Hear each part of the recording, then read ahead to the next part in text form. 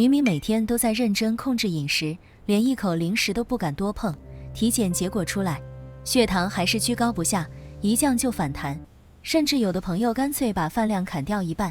饿得头昏眼花，血糖愣是纹丝不动。更让人想不通的是，有人天天吃粗粮，喝杂粮粥，自我感觉良好，结果餐后血糖飙得比吃白米饭还高。明明已经那么努力了，糖怎么还是降不下来？这就奇怪了。咱们今天不说那些让人头大的医学词汇，就聊聊这背后让人冤得慌的真相。在内分泌科坐诊了32年的刘建明医生，临床上见过太多这样的中老年患者，不是被大鱼大肉给拖垮的，而是被自己深信不疑的控糖方法给坑惨了。他们以为自己在精心呵护血糖，殊不知餐桌上某些看似正确的习惯，正在悄悄把血糖越推越高，把小小的波动熬成了难以收拾的慢性高血糖。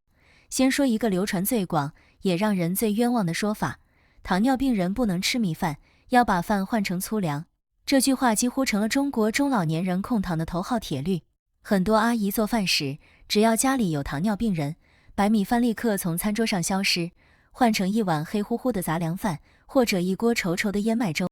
觉得只要不吃白米饭，血糖就算保住了。其实啊，这正是最大的误区，咱们得把这事掰开了，揉碎了讲清楚。粗粮里确实含有更多的膳食纤维，升糖速度理论上比白米饭慢一些，这没错。但关键在于，很多人把粗粮煮得太烂太软，甚至加糖调味，或者一口气吃了2碗，反而吃进去了更多的碳水总量。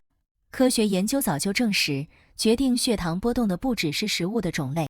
还有食物的烹饪方式、进食顺序和总摄入量。粗粮煮烂之后，淀粉颗粒充分糊化，升糖速度反而比普通米饭更猛。这就好比一块大冰慢慢融化，和一杯热水下去直接融化，两者结果是一样的，只是路径不同。反过来说，如果你只是一味地把食物换成粗粮，却不控制总量，不注意烹饪方式，血糖不仅不会降，反而可能因为心理上的安慰感而吃得更多，结果适得其反。正确的做法是，粗粮可以吃，但要煮得硬一些，不要煮成糊状。每餐粗粮的量控制在主食总量的1半以内，而且不要单独吃，要搭配蔬菜和蛋白质一起吃，这样能有效减缓血糖上升的速度。吃饭的顺序也很讲究，先吃蔬菜，再吃肉，最后吃主食。这个顺序能让血糖上升的曲线变得更平缓，就像先铺一层厚厚的棉被垫底，再往上压重物，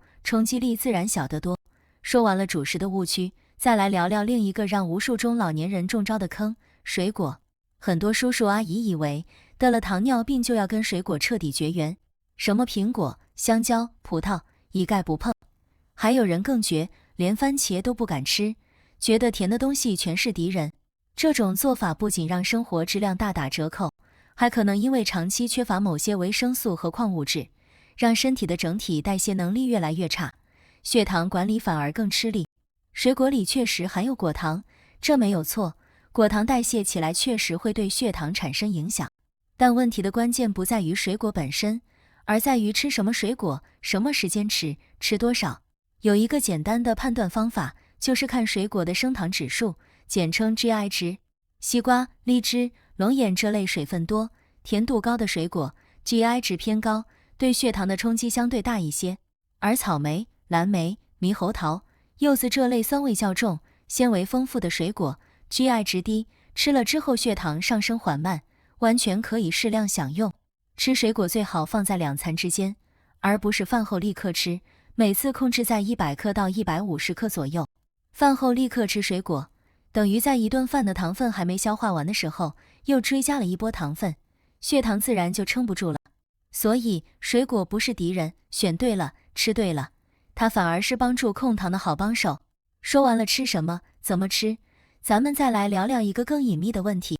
那就是被很多人忽视的饮食心理误区，也就是补偿性暴食。这是刘医生在临床上见到最多的情况之一。很多糖尿病患者平时管得很严，忍着不吃这个不碰那个，结果某天心情不好或者遇上节假日，一放松就彻底失控，大吃一顿，然后心理内疚，接下来几天更加严苛的节食，如此循环往复，血糖像坐过山车一样剧烈波动。这种大起大落对胰腺和血管的伤害，远比平稳地保持一个略高的血糖值更危险。就像一根橡皮筋，慢慢拉长拉松还好，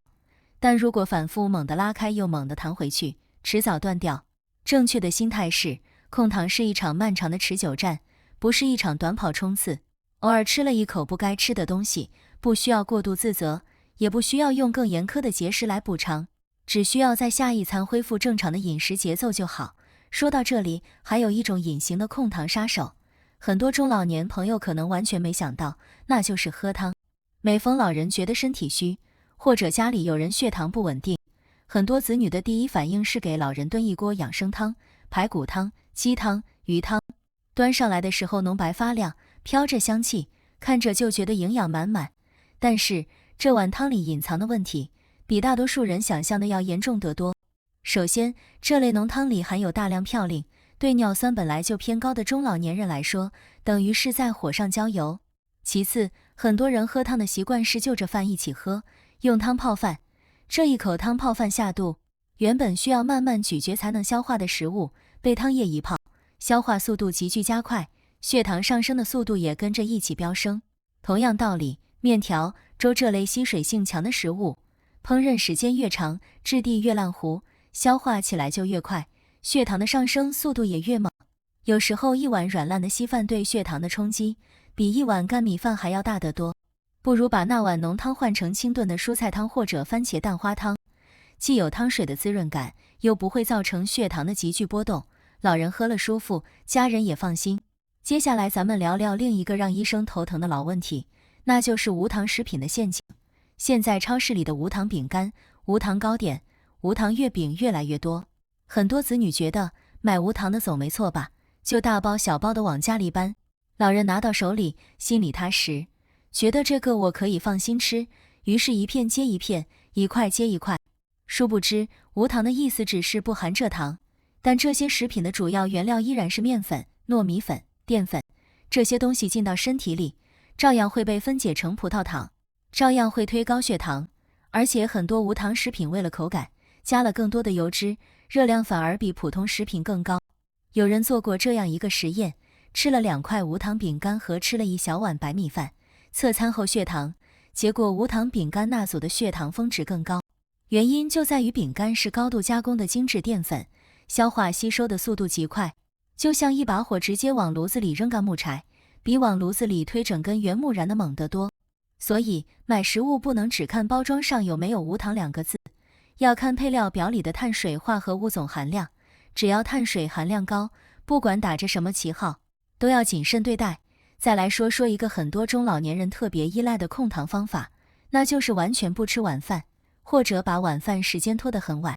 有些老人觉得晚上不吃饭，血糖肯定低，睡前测血糖，数值好看多了，心里很满意。但这种方法的代价是什么？首先，长期不吃晚饭会导致身体产生饥饿应激反应，肝脏开始大量释放糖原，反而会导致空腹血糖升高，也就是医学上说的黎明现象。早上一测血糖，数值居然比吃了晚饭还高。其次，长期营养摄入不足，肌肉量会快速下降。肌肉是人体最重要的葡萄糖消耗器官，肌肉少了，血糖的去处就少了，反过来让血糖更难控制。更合理的做法是，晚饭不必取消，但要吃得少而精，以蔬菜和优质蛋白质为主，减少主食量，把晚饭时间控制在睡前3小时左右，给身体足够的时间消化代谢，这样既不会饿着，又能让夜间血糖保持平稳。刘医生在门诊里见到最多的一个现象，是很多老人把控糖的希望全部寄托在药物上，觉得吃了降糖药就万事大吉，饮食该怎么吃还是怎么吃。这种想法是最危险的，药物只是辅助工具，帮助身体应对已经超标的血糖，而根本的问题是吃进去的糖太多了。就像一个水桶漏了，你一边用水瓢往外舀水，一边还在往桶里加水，水永远不会降到安全线以下。真正有效的做法是先把进水量控制好，水瓢才能真正发挥作用。那么，除了管住嘴，还有什么是控糖最简单、最有效、成本最低的方法呢？刘医生在32年的临床工作里，总结出来的答案就2个字：动起来。很多中老年人一听运动就觉得是跑步、爬山，觉得身体不行，做不到。其实控糖需要的运动远没有想象的那么剧烈，关键不在于运动强度，而在于餐后的时机。吃完饭之后，不要立刻坐下或者躺下，而是在餐后半小时到1小时之间，出门走15分钟到20分钟，保持中等步速，能微微出汗就够了。这段时间正好是血糖上升最快的时间窗口，走路能让肌肉直接消耗掉血液中多余的葡萄糖，就像给一个过热的机器开了排气阀，多余的能量得到了释放，机器就不会过载。有研究数据显示，坚持餐后散步的人，餐后血糖峰值平均能下降20%到30%，长期坚持，糖化血红蛋白也会有明显改善，效果堪比一种温和的降糖药。走路时有几个细节需要注意。第一，步速要稳定，不要走几步停几步，要保持匀速。第二，手臂要配合摆动，这样能调动更多肌肉群参与工作，消耗更多的血糖。第三，如果条件允许，可以在走路之后做5分钟的深蹲或者踮脚尖，这2个动作能充分调动下肢大肌肉群，控糖效果更显著。另外，睡眠质量也是控糖的隐形变量。很多老人睡眠不好，夜里经常醒，或者睡得太晚。睡眠不足会让身体分泌更多的皮质醇，皮质醇是一种应激激素，它会直接拮抗胰岛素的作用，让血糖更难下降。长期睡眠不足的人，即便饮食和运动都做得很好，血糖依然难以稳定。所以，每天保证7到8小时的高质量睡眠，睡前1小时不看手机，不喝浓茶，保持房间安静凉爽。这些看似和控糖无关的细节，其实都是控糖的重要组成部分。咱们回顾一下今天聊的这几个点。粗粮虽然有益，但煮烂了吃太多，一样会让血糖飙升。水果虽然含糖，但选对品种，控好时机，完全可以放心适量的吃。补偿性暴食虽然只受2，但血糖的大起大落对身体的伤害，远比持续轻微超标更严重。